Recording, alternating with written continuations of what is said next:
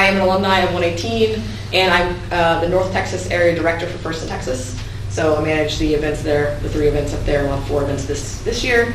I'm a technical lead mentor with 3005, and since I'm an alumni and I'm old, I've been doing this a little while. And second year is FTA. It's a rolling progression, right? Okay. And I'm Joe Varnell. I have 10 years experience with First. Started as a mentor on a team, 8 years as a senior mentor, and 8 years at FTA, and I've been CSA on and off for 6 years. I have 5 hats, so I guess been in at least 5 times.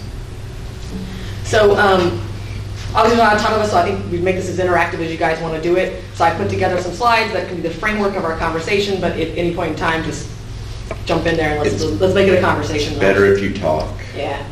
Okay, so from a really high level, what is a CSA? You're going to work closely with your FTA and your robot inspectors, and you're going to help teams get connected.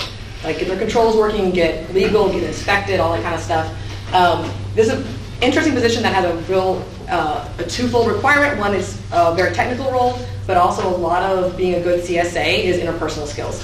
Because the teams that you're going to be dealing with are the teams that are already frustrated and upset and struggling, usually because they have not passed inspection, their robot died on the field, they don't know what's happening, they don't have the resources to solve it. It's already a really amped up situation, and it's one that is not necessarily very transparent for teams. They leave the field and it was broken, and then how are we going to get it fixed? And so you are an opportunity to come in and really change that team's experience with the program, and to take something that's going to be maybe like a frustrating failure into something that's they were able to challenge and overcome and succeed.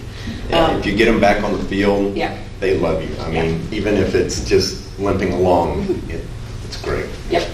So general time commitment, there's about 4 hours, maybe 5 hours of required online training before you go to your first event. And then at the event, we generally prefer both days for full amount of time. Really, it says 2 days, but in our districts, I think that first load-in day is actually really important too. So it would be like that day after work. And then your busiest time is really load-in day, and then the morning of the competition, right? The first morning, people are doing matches. So that's when they're shaking out all the bugs and so on. You'll still have things to do throughout the whole tournament, but the urgent stuff starts to drop off, and now you get the kind of weird bug things you get to go trace down that are kind of interesting sometimes and fun. And sorry, I can't go back. You did somehow. Wait. I can scroll. Way to go. Okay. She's learning. Okay, go ahead. Good CSA learns. But the first part of your time is mainly spent in the pits, it seems like, doing robot inspection and the early matches. The rest of the time typically is out near the field, because after they get their main stuff going, then they're trying to get their field going, although lots of times they want we want to fix our autonomous or something. But lots of times, if somebody wants to fix their autonomous versus a team that may not be able to compete because they died on the field. Yeah, there's a lot of prioritization. You have to prioritize your time well, especially that first day during inspection, because there'll be the teams who get there and want to work on autonomous, and other teams get there and just want to work. Want to be legal also. And that what Joe alluded to is that in the second, I would call the second phase of CSA support, when you're no longer fighting fires on that, the first day and getting people, connected and legal and stuff like that, is he's talking about relating with the FTA. So we're both FTAs, and part of our mission is to get robots connected and running on the field. But part of that ties us to the field in a way that we can't necessarily triage everything in the field. And so being able to hand off and make that bridge, and I think I have a slide there we go. Primary customers. So number one is teams. Teams are full of students, so our customers, the people we care about, are our students. But we know that this is a very technically challenging program, and this is what I said earlier, is that if you have a challenge that you can't overcome, it's just frustration, and it's not a learning experience, it's not a growth experience for the student. So what we want to do is turn those challenges into successes, whatever measurable success. So even if the robot maybe they have to strip off almost everything on their robot to get it legal and get it running, but they get it driving, that team is very positively impacted by that relationship. Also with students, you need to talk with them and tell them why you're doing stuff and why you want them to do stuff. Yeah. Don't just say, get rid of this, It's their robot, and it's your job to lead them to the right answer. There is a lot of hands-on stuff. And that's part of the interesting trust in this role, which is why there is a minimum age requirement to it. You are going to go put your hands inside somebody else's robot they spent 8 weeks building, and you're going to change some wires, you're going to push some code, and you have the potential to make the robot worse. And so that is something we always want to keep in our mind, is that we're doing no harm. So your other customer might be your robot inspectors. They don't always have the time or expertise to fix the problems that they identify.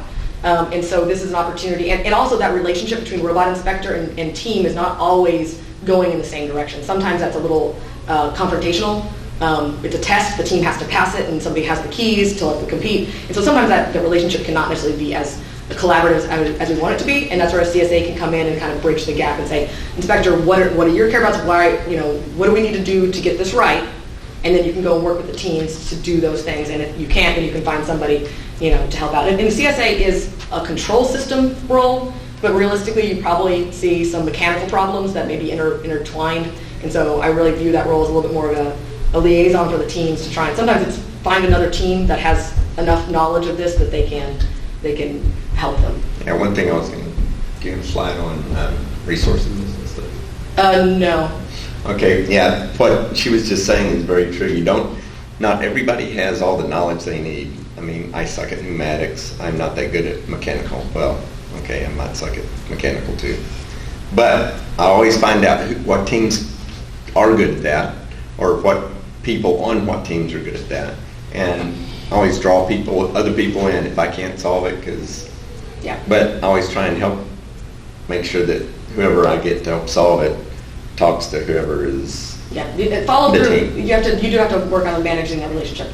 So your third customer here is your FTA or field staff. And like I said, FTAs are stuck on the field. We see a robot come out, we can only do so much to fix it when it's there. It may be too big of a problem for us to address there, or not appropriate for us to affect on the field. And so for us to have the continuity to hand this team off to a CSA so they don't come back 5 matches later and have the same problem and still don't move. And so trying to figure out a system to work with your FTA to identify those teams that need immediate intervention before their next match. And so there's some timing to make sure we're addressing them in the order that they're going to be coming back to the field. Because what really sucks for teams is, you come to the field, it breaks, FTA says, okay, this is the problem, it's your radio power, you need to do this thing. And I'm explaining to a kid who's already upset and stressed, and there's a lot of things going on where we're unloading from the field, and I've communicated to the kid what needs to change. How much of that actually gets back to the pit? How much of that gets back to the person who's going to make that change on the robot? And that's where CSAs can really, be that translator or that liaison between identified issues on the field back to the pit. Plus, CSAs aren't necessarily in the same spot as kids where everybody's yelling at them or whatever, and so they can be a calm outsider who can. Yeah. So when I wrote this, I'm not a CSA. Joe is. And this isn't official training, but I do have the link in the document, and you can just do FRC volunteer roles and click on it, and that is the official training for this season. It's all still available in public if you want to dig into that.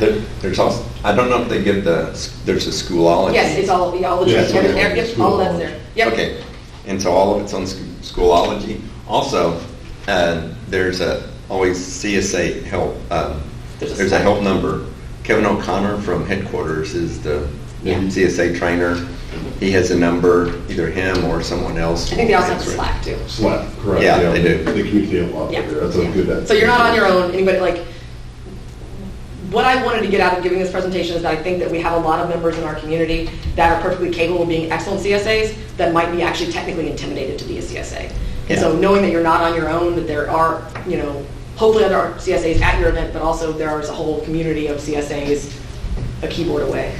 And lots of times, I'm making up numbers now, but I'm going to say 70% of the problems aren't really all that hard. They're just not in the team's realm of being able to fix them. Sometimes fresh eyes too. 30%, yeah, lots of times it's fresh eyes because they've looked at this robot and they just don't see that bare copper wire or that little strand of copper. But 30%, then you have to bring in help. So have you guys all seen this? This is the official, I squished it a little bit so it would fit on a slide. This is the official first description of that role. I've never read it. So I want to gently touch on that. I don't want to read a website to you, but you'll see there's some couple of things on here. This is what they say.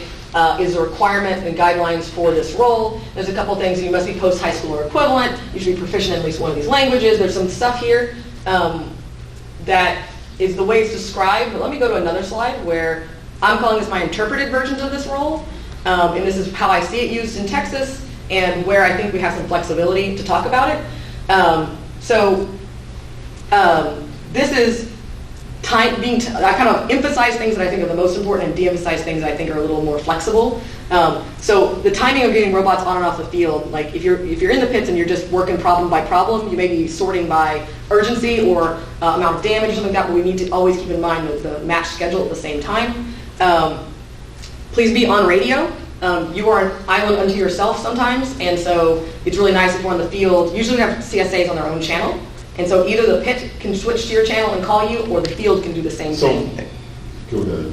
Well, I was going to say that different events have different ways of communicating. We are standardizing. Yes, The radios on truck 2 were all standardized this year, and we're planning to try and push that information to the other trucks. So we didn't have them channeled, or at least they weren't available. Yes, there was some sourcing issues on radios. That makes sense. I mean, we had cell phones. Yeah, that's fine. Well, We can call it I'm going to call it startup issues. If your event has radios, please use them. Yeah. Well, Right? Especially because if you have multiple CSAs, and anybody can switch the channel and call for help, right, and get support. one thing I'm going to say is the radios suck. I never can hear what they're saying. Practicing at the radio is important. I didn't do very well at it this year until I spent a little bit of time. I got a buddy, and we just practiced how to, because I was actually holding it too close. Well, I was destroying my radio. okay, this is still my take on stuff. Okay. After 8 years. Radios don't always do it. They have used things like, some people will set up a Slack channel That's for, right. in other areas of the country, use Slack channels for CSAing. The CSA just looks at the Slack. Yeah. There's been an NI thing. Parkway. Parkway. Yeah, I don't think that's they use it anymore. No. Some people just text back and forth. Some people have Paul George, old school. Yeah. We'll just have a sheet of paper at the end of the. Yeah, and I tend to do that too from an FTA standpoint. There's like a sheet of paper you put on the end as you see repeat problems. Then when as long as they're not top level urgent, you can let your CSA keep working all of their regular level problems and just have them come check in every once in a while. But when radios are available, I do think that they have value, but work that with your staff at your event. So something that's not on there is, this is not on the first official one. I think part of the responsibility is connecting, like making those network connections for the teams. Because that's really that multiplies your effort. If there's only one CSA at an event, if you personally try and solve every problem, how many are you not able to address in a timely manner, and how are you tracking the urgency of each one of them, and how many teams are not even getting to you because they see you're busy all the time. So triaging a problem and then finding someone in the community that is capable and appropriate to help that team address the problem just made 2 of you or 3 of you. Like, let's say you solve a problem for a team early on in the event, and then later on in the event another team has that same problem, just moving someone from that earlier team to... I wouldn't necessarily do that. It kind of depends on the team. Usually the teams you're helping are a lot weaker. Yeah. And not necessarily, when I say pick the appropriate person, you are sort of deputizing someone to do work on somebody else's robot. Yeah. So usually this is where I leverage the more established teams. Okay. Because they have a lot of skill and they have a lot of capability, but they also don't tend to sign up for some of these roles, even though because they can't do it full time, but you can ask for I need 20 minutes of your time. Right, so I think it's more about identifying, if you clearly identify what the problem is, and say it's something simple like the Rio power path is not good, or the radio needs a PoE cable installed, something that's very discrete and simple, then that's an appropriate thing to go and find a team that a mentor on a team that is reasonably trustworthy. Hey man, I got a lot of teams that need help. This one team needs a PoE cable installed. Would you be comfortable supervising that? Okay. Right, does that seem Yeah. fair? And A good example we always find is LabVIEW is tough, and a lot of teams don't have experience with it. So It's easy. I immediately go to Kryptonite at an event because I know they use LabVIEW, and they help teams with LabVIEW. And that's actually why I crossed this one out, is that when I read proficiency in at least one of these languages, what I read is if I can't program an FRC robot in the basic level, come on in. If I can't program a robot at the basic level, then I can't be a CSA. And I don't want this to lead people to opting out of being a CSA. Obviously, I would like every CSA to know conceptual programming, like logical, because when a kid describes the issue, when I pushed the button this time it worked, and when I pushed the button again it didn't work, you're probably not software, right? Or it'll help you determine whether it's a software or hardware problem, right? So understanding of programming is important, and then this is where you really can, because there's no way, you might be really good at one of these, but most people are not going to be good at all three of these, and so you're going to have to be leveraging, and you're going to have to be leveraging somebody else anyway. Are the same. Yeah. So, yeah, same enough, but I just don't want you to opt out because of that. Yeah, proficiency is the... Proficiency is a little too strong, yeah. Yes. Just two questions. The first question is, how many CSA are supposed to be on each event? Ideally 2 to 3. 2 to 3. Yes. Although, lots of times, if there's only, well, like I've been at events where there were none, Yeah. that's where you really leverage the other teams. But if there's like one, if you're the only CSA at an event, talk to the other teams and find out who knows languages, who knows mechanical. Yeah. But if there's no strong teams there, you're probably screwed. It's going to be a difficult challenge, right? But you still take what you have, because there are maybe teams that aren't strong, but they are generous with their time and they can work through a problem, right? Mm-hmm. Sometimes just pairing people up, and they'll just, you can check in on them, give them guidance, think them like little co-ops or something like that. You give them some direction to I think it's in this region. I think it's probably related to this. You've diagnosed the high level what the problem is. You give them some data to go on, and you can go check on another team and then come back to them. So it's a lot of these aren't just one touches where you sit there and you solve the whole way through. Some of these are empowering the teams to do it themselves. So it's directing them some specific feedback about what they need to do. Let them work on it, and go do your next thing, and then come back and verify, right? But that is an important step to come back, especially like if you change code, make sure they do a system check, right? If they change wiring, if you do touch anything on the robot, it's important that they do a systems check before we send them back out. Systems check, just put it up on blocks and make sure put it up on blocks and let it run, right? But I'll talk about that a little bit more. I'd like to introduce Greg McCaskill, if you don't know him. CSA for a bunch of years, works for NI, CSA extraordinaire. Yes. Worked for NI, does also. The original CSA? I guess. Yeah. So anyway, let's not overemphasize the language part of this, right? And then the official policy says 100%. So if you volunteer as a CSA and your team is there, pretend like you don't know them, I guess. But I don't know that I necessarily agree with that, or that that's reasonable within our district's model, right? I think that if I could get more CSAs that were only 60% available, I would be okay with that. Now, I think that you need to go into it and clearly communicate to your team, I'm not 100% available. I will be in and out. And so figuring out how to balance that might take some time, but I still don't think it has to be 100%. And you have to get agreement that they're going to be there. Yeah. Like during the initial time when people are getting robot inspected. So what this probably looks like is that on load-in day, you're 99% with the venue, with the event, and 1% for your team, it's an emergency or something like that. And as the tournament goes on, that trails off. Even after the first load-in day, even by the time qualification matches start, your demand is already lower than it was that first day. But I mean, this is a communication thing. Like, if you're the only CSA and you're doing 60%, well, it's probably better than no CSA, but it's not great. This is communicating with your VC and the customers we talked about, right? So that's going to be your robot inspectors need to know, your lead robot inspector needs to know, and your FTA needs to understand what is your commitment, and keep talking through it so that there aren't bad feelings on either side. Can't ever find a CSA always in his team's pit, right? Or vice versa. I'm trying to take care of my team and they're just always pulling me away. So just make sure you keep communicating what is your availability and what you can and cannot do. And then the other two big ones I think need to be more emphasized than the official description gives is this time management and prioritization, and that high stress communication, right? Taking the time to talk through it, addressing some of the feelings that kids are going to have coming off a bad match that felt unfair. Their robot broke, everybody else played, and your robot didn't play, and then you lost the match. There's a lot of feelings there, and we got to address the feelings before we can address the problem. And did you have something to say? Well, you had asked me if I had anything to add, or non-technical thing, and I thought of something after you walked away. Oh, okay. But this is an awesome slide, by the way. You have a lot of the things that I kind of wanted to cover, and you probably have a lot of other awesome slides. But yeah, I guess the thing I was going to, if you guys aren't going to emphasize this, is I think some people may think about the CSA as being able to fix every robot, and it's really not. Really, it is calming the kids down, trying to keep it safe, and make sure they make progress on identifying the issue and coming up with some form of solution, even if it's just unplugging the thing and not doing that mechanism. But like, calm them down, get rid of the fear, the voodoo, as we like to call it. Yeah, feel voodoo. The red alliance is hexed, whatever. That station. Blue 3. And a lot of this is bringing problem solving, like data and observational skills to bear. Make sure the kids are thinking about what they saw and are being rational about it, and they usually end up solving a lot of the problems. And then sometimes it's teaching them a skill like, well, here, let's fix some of your wiring. I'm going to fix a couple of them, and then we'll go away and we'll check it before you go back out again. Or even your batteries.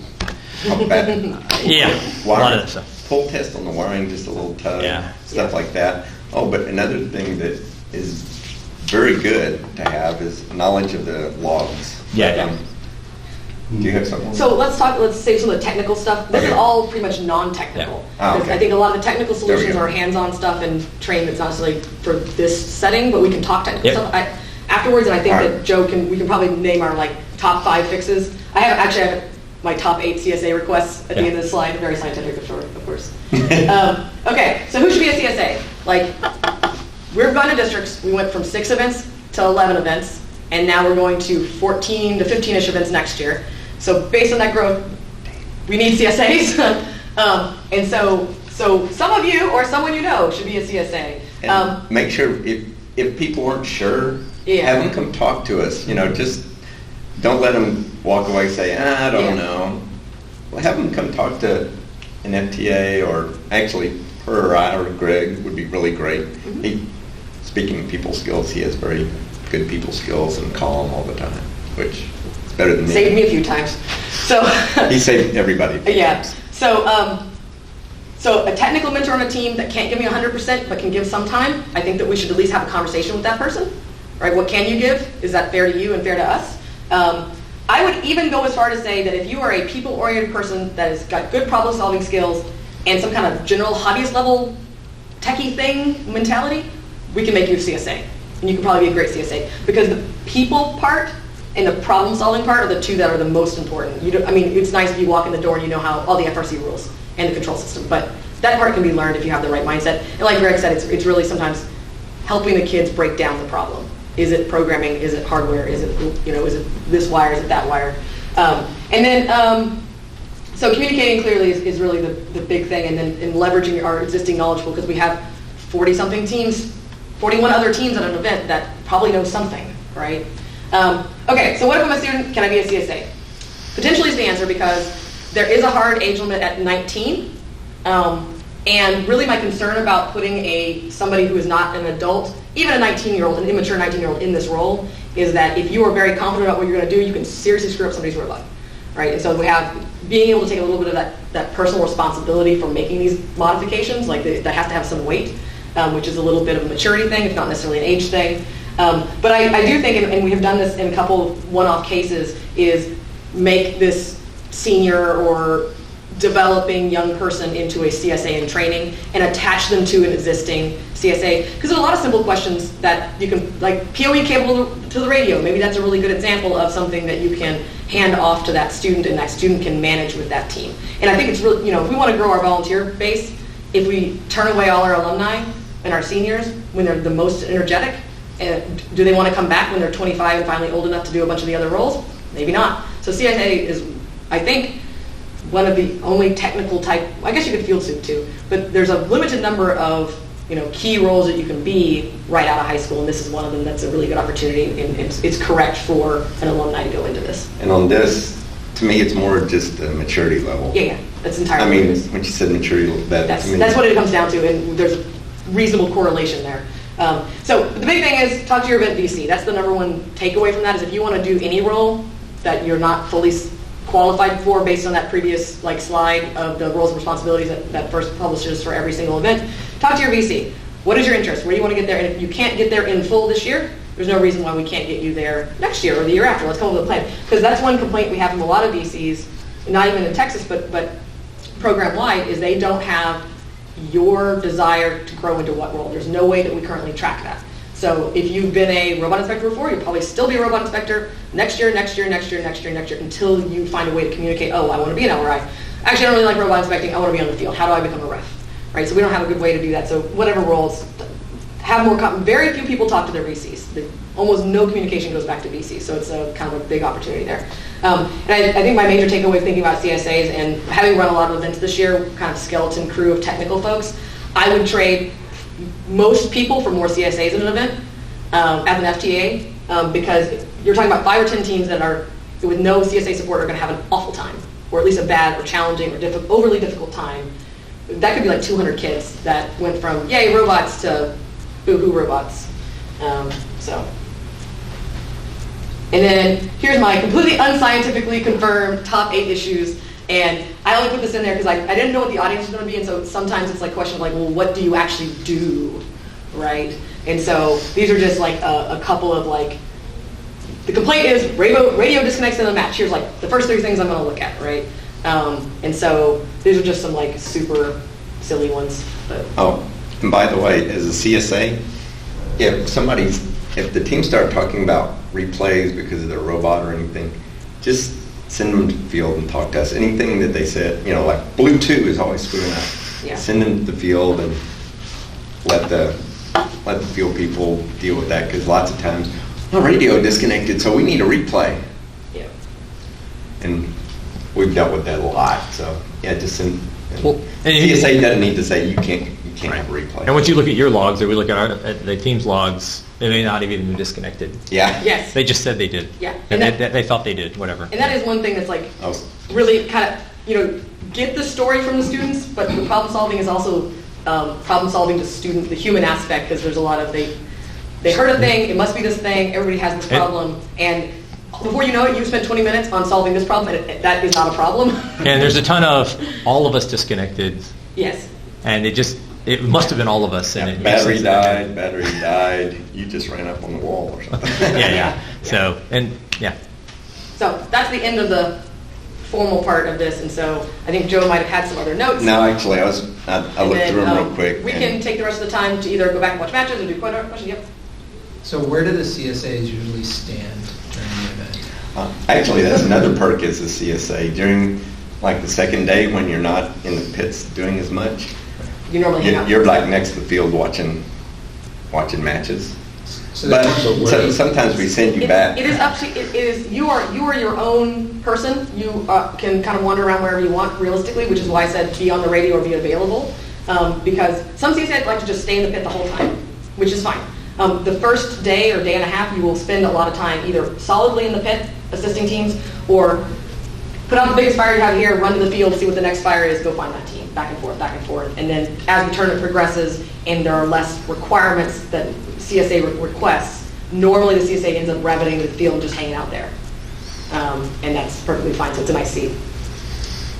And lots of times we'll send CSAs back with the robot. Yeah, and that's the other thing. If you default to the field side, that helps that pass off. Like if you're not doing anything else and you default to the field side, it means that I can say, okay, come here, Right. and I can communicate to the students that had a bad time with whatever happened on the robot and the CSA at the same time. So you're hearing the same story. Right.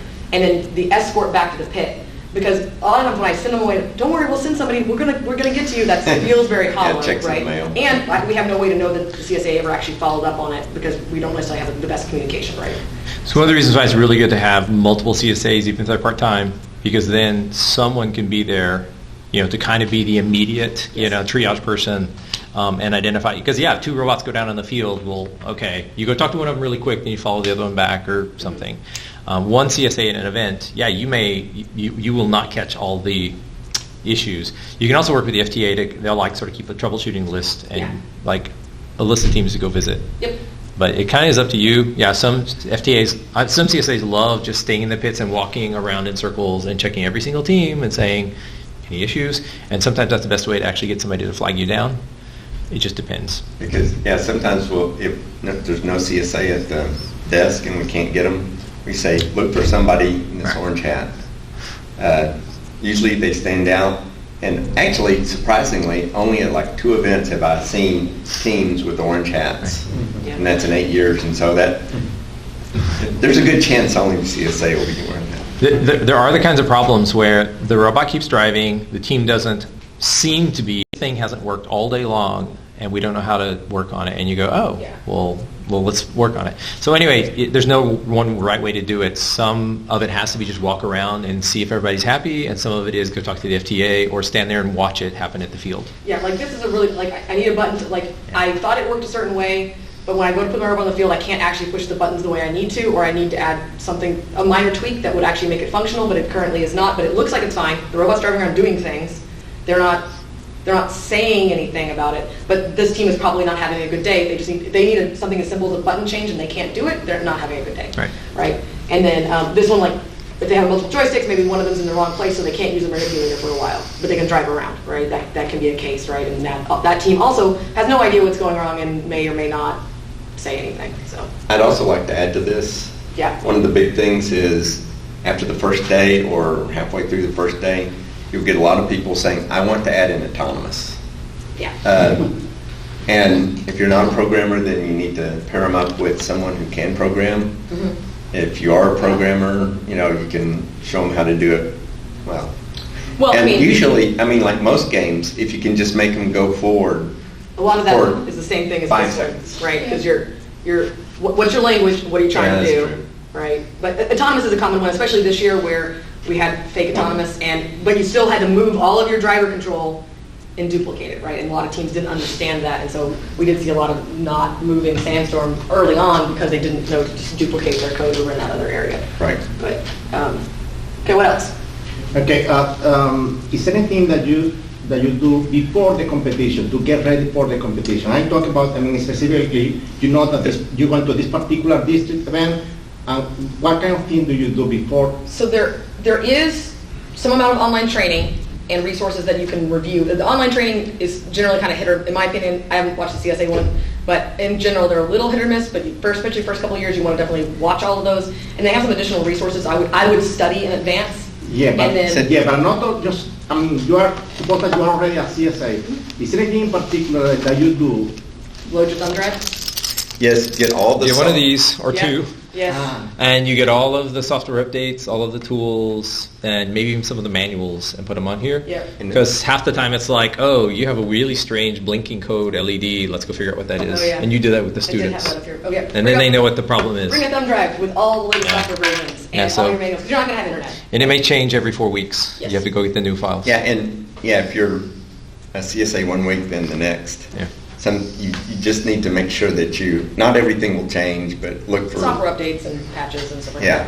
that. If you want to go above and beyond, I would reach out to your FTA or your VC or like, hey, I'm going to be your CSA at this event.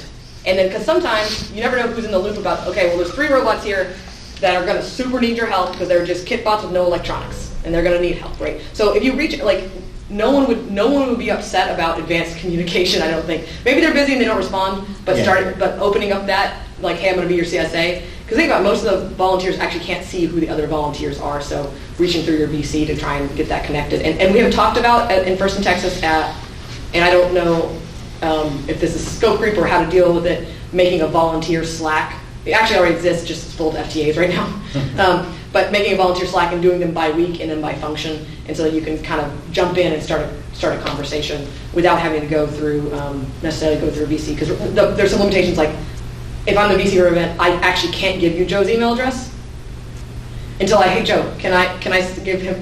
He asked if you wanted to talk, but it's very awkward because email addresses are considered private information, which I'm not entirely clear on, but.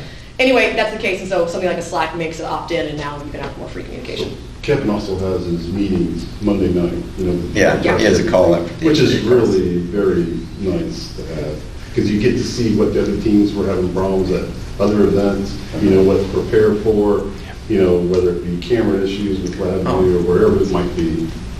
There's also a CSA report that you're supposed to do. Yes. And sometimes in the CSA report, there's things like most common problems. If the CSAs fill them out right, then there should be most common problems, things like that. Yeah, so you could, like, for FTAs, we do the same thing. We have a truck report. So I usually pull all the reports from my truck all the weeks prior to that I have that truck and see is it been cranky in this way, or what has broken, or what's been difficult. And so for my physical truck, but also, and you can do it for your region, but also for as a whole, you have this update that says like, almost everybody has this problem, here's how you fix it. But like in the CSA thing, even there's, what spare parts have you used? Yeah. That's hard to keep track of, though, I have to know. Honestly, when I've been CSA, I've been very, very slack on that part. Yeah. I will ask the robot parts person, so are you running out of anything? But that's about it. But if they do, I've seen some regions who keep pretty good track of that. And with that, you can sometimes see, everybody's, the radios, we keep losing radios. So there's a hint.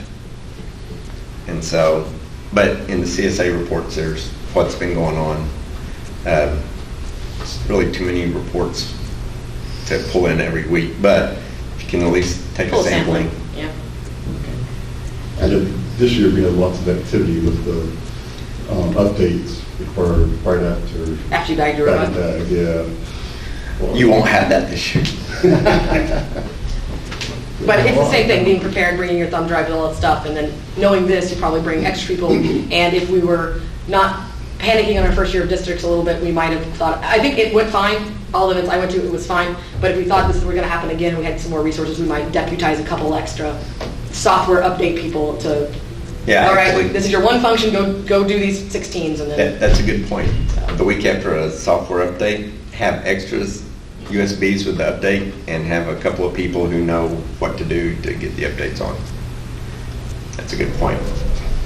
So logs are always the difficult part. Can we talk a little about how do you get prepared to look through logs and jump into that? There are logs on the there's a on the screen steps. If you go into the screen step, because everybody's seen the screen step stuff that FRC now has for.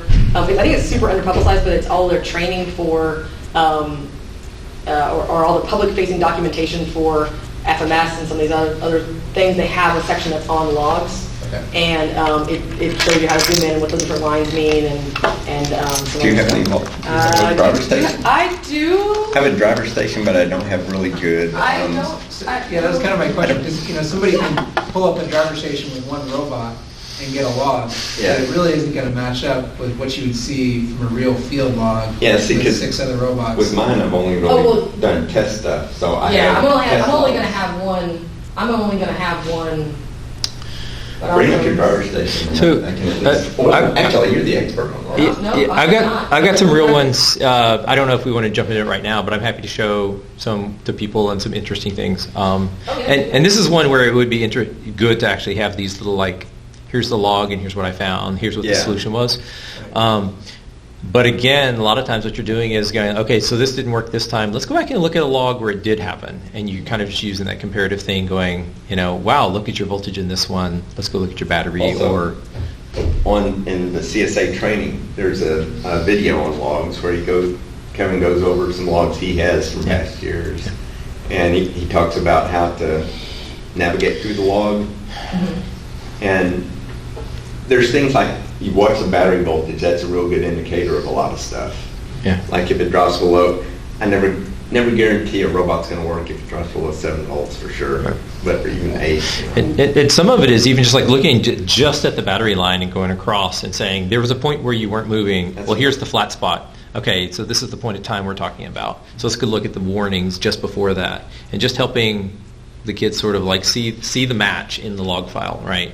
Because every time the motor turns or the compressor goes on or off, you see it in the voltage of the battery. Yeah, the battery voltage is kind of your decoder for where I'm at, where I'm actually relatively at. It's one of the key ones, and then another one is things like, and then we had a code problem. Well, yes, and your CPU usage went to 0 or it went to 100 or, it didn't change, so I don't think it was code and you see CPU stuff like at that. 100, or even the drivers. The driver station CPU is like this super nebulous. But I don't think that's in the log. It's not in the plot. It's a print statement that happens every now and then, because that's less often an issue. But if it's like at 97, 98, 100%. Greg, you say it's less often an issue. I've encountered it pretty much every other year on the Lenovo's. It's a Lenovo thing as far as I can tell. But it can happen, and that's why the print statements are in there. But we don't trace it every 20 Yeah, milliseconds. that's The way we do on the frequently robot. enough. Yeah. We don't need a graph for it, you're right. Yeah. Did you want to show some log files? I can. Would you mind? Because I think that would be very Okay, valuable. you gotta go do stuff and I'll get it ready. Okay. Okay, a quick question. As part of the training, is any kind of checklist or something that you do when, you know, on the first day, everybody's unpacking, trying to get ready. Is that something that you do as a CSA that morning, just to get ready for what is coming, that everybody's going to have problems later on, and you know that it's going to be a nightmare for you, and HDMI? Oh, yeah. something that Here. you HDMI? do Yeah. Yes. Okay. to get ready for whatever is coming? Well, Give yourself a pep talk.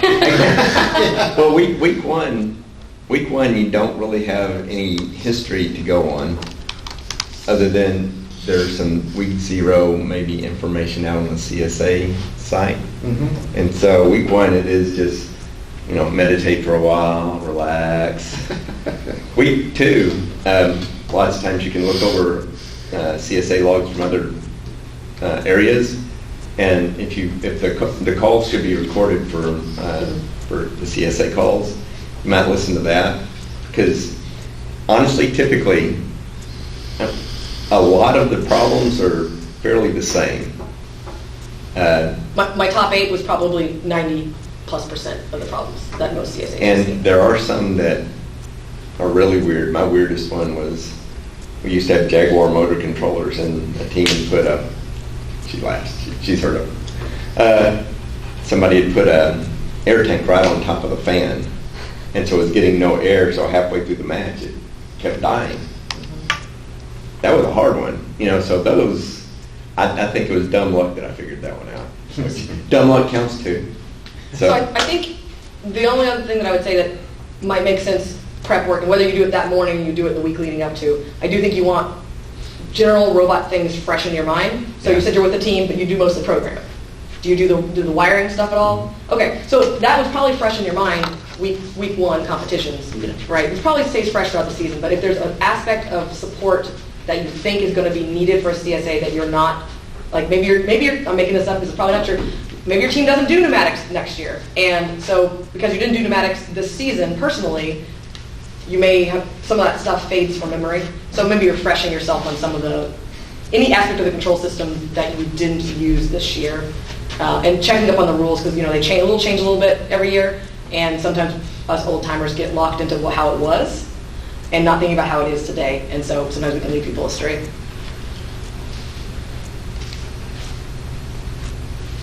Do we want to join this? Yeah. There's a lot of stuff on the screen, so. Oh, okay.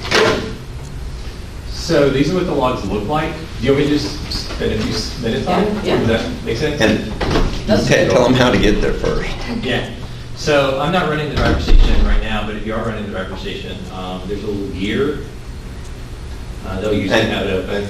Well- I like to sort of usually like ask them to open it so they'll know where it is next time. That's a good idea.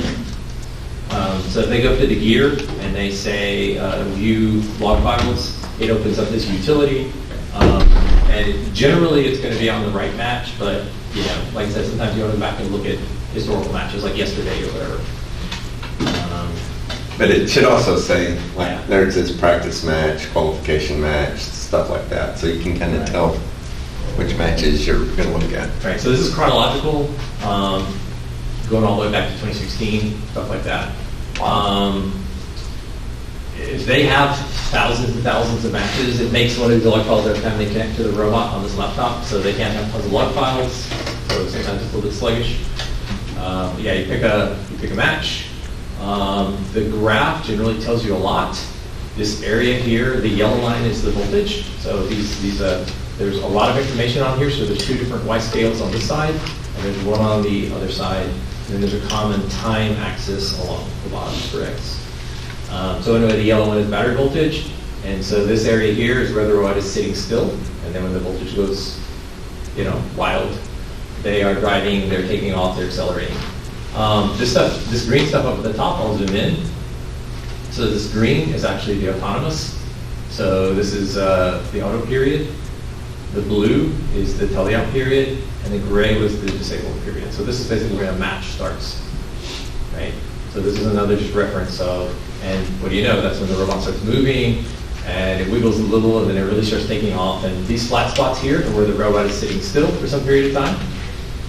You know, it's good to look down below and figure out how long that was. That was actually a couple seconds here and there where the robot is sitting still. You can zoom in and it'll tell you it was 2 seconds. You can sort of go back out. So I do that quite a lot. What else How do you is go on back there? down? How do you go back down? These buttons over here on the right-hand side. Oh, okay. Yeah. That's how I do it, but I thought you had it your way. Yeah. Other ones that are useful, so the red one is the CPU usage for the Robo Rio. So there's nothing surprising here, but if you get into a situation where it gets pegged, and by the way, 100% is only part way up the scale, so don't let that fool you. But when it goes pegged, well, yeah, they're doing something in their code that is, it will be slowing things down because they've gone into some loop, done some heavy processing, and they've run out of CPU. Other times, they go to 0 because they have a deadlock, or because they've actually crashed the thread or done something like that, depending on what language they're using. So that's sometimes a good insight into what's going on the robot. The white one is CAN utilization. So again, you don't want to really see it go too low, and you don't want to see it go too high. Usually there's a pattern, depending on what they're doing in the code. Auto might be different from teleop, but it really shouldn't change that much during a match. So, Yeah. if a team is doing just PWM connection, there would be nothing on the CAN? No. Very little. Very little. But they are supposed to have PDP. Yeah, PDP. connectivity. Oh, the PDP CAN. And that's actually where we get most of this information, Okay. or some of this Yes, information. pneumatic. So, and this is where, if I turn off the basic stuff, and this is where you can get a little more interesting. You can start to turn on current numbers. And so now you'll actually see almost the inverse of the motor in this total current. So the more current you draw, the less voltage you have measured in the circuit. Makes sense. And here's what causes that. So here's all the composite pieces that make up this total. And if you need to, you can actually switch over to this plots mode, and you can go in and zero way in and say, I only want to look at, let's look at this particular motor and see what it was doing for this period. First, now you have to know which motor that is, so you have to trace back to the PDP number. It's not the CAN number, and it's not the PWM number. Yeah, so you can for any of you easily guys get wiring robots, super stick confused. PDP number on the motor. It's super helpful. Because it could be CAN ID 1 and PDP 12, or PWM 7 and PDP 11. Anyway, but these are very useful, especially if you think a motor's gotten hot, or binding, or something broke loose, and and you can find out when in the match that occurred, just based on like current voltage uses and stuff like that. And then the other piece is sometimes useful to switch over. If you scroll down a bit, this area over on the left-hand side is sort of color-coded according to the match. Gray, again, are messages during disable. Green are messages during auto. And blue are messages during teleop. And then these are sort of color-coded as according to like severity. Make sure you talk about that message. This one, yeah? Yeah, because it tells what's connected. You go what's ahead. not. Oh, no, well, he's better at it because he knows. Did you write this? Or? Yeah, sure. He probably did. But, I mean, it's just, it talks about what's getting pinged. A ping is just a signal out saying, yes, I'm here. And so you may get like, it says link is good. Like, what is, link is to the driver station radio. So link is, I think this is in the same order as your FTA sheet, so that's link is going to be plugged in Ethernet to the driver station. Right. I don't know. Driver station radio is good, and then robot radio is good, but then it says Robo Rio bad. So in that case, you would think that the Robo Rio reset or came unplugged, which happens. Right. And so I like to look at those to see where things stopped working. And there was another one that said how long your robot's been up. Right.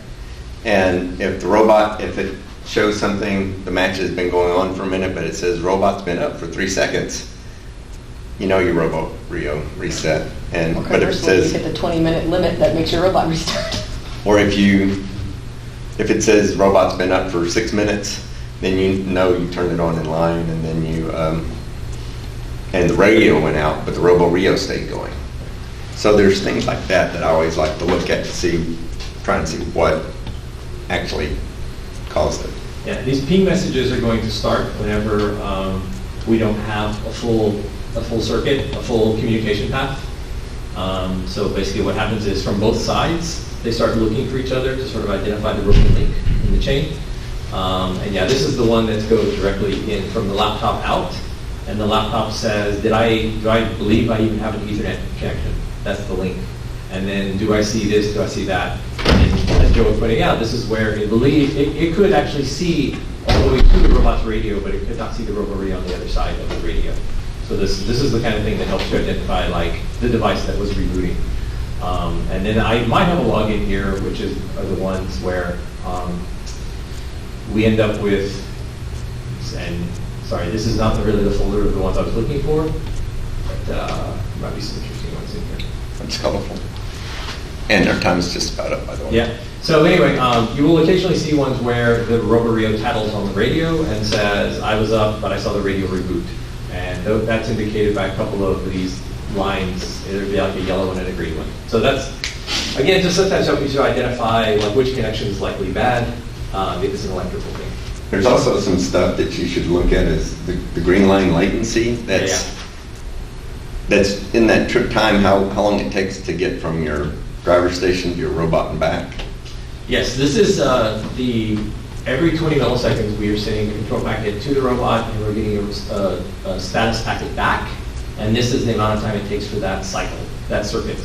And you'll notice that generally it's down in just a few milliseconds. So we have 20 milliseconds and it took 5 or something. However, the yellow ones, if it gets up, even 40 and 50, It's noticeable. typical, well, it's not that noticeable.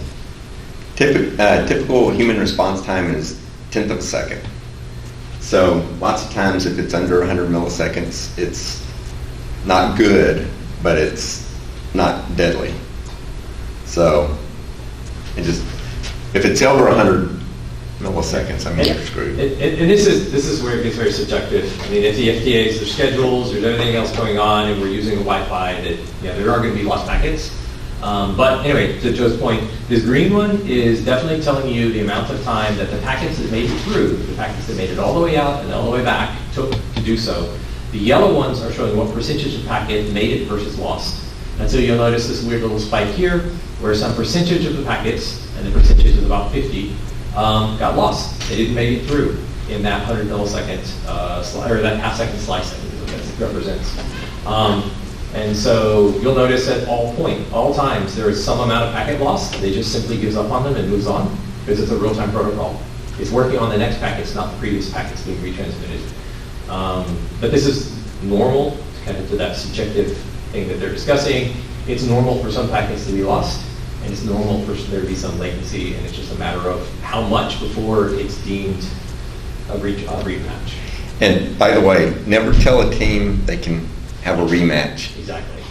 Talk to the FTA, tell them what you said, you saw, tell them what you showed them, because it's not really your call, it's the head ref and FTA. Right, and so I think that I always want a CSA to have that conversation, because if you really think a team was not treated correctly, we should talk about it. Yes. But talk about it, but don't say you're going to do it. We should set expectations low for the team, and then, because we don't get the hopes up, and then you come and have a conversation separately with the FTA, make your case, explain it, maybe there's some more information we can provide. We can look at the field logs, which shows all the robots at once, and see like maybe it's a thing like that, right? We also look at the match. Did it actually affect the outcome? Exactly. We can have a conversation. I do want every CSA to advocate for a team having a great experience, and if that Just don't promise anything. Yeah, that's really what it comes down to. Once they start learning how to read the logs, they may look at all of this and go like, oh, look at that spike affected us. And then you notice that spike happened when you were disabled anyway, before the match ever started. This had no impact on the match. And this is where a lot of this comes in. So the FDA has to make a call, or talk to the refs, or talk to headquarters, and yeah, we're measuring stuff, we have data, but they're the ones that make the call. Yeah. Any more questions? You think you have a little bit more understanding of what CSAs do, or at least a little bit more understanding about logs? Because honestly, I like the logs. I mean, Yeah. it tells me a lot. Thank you. Yeah, thanks for coming.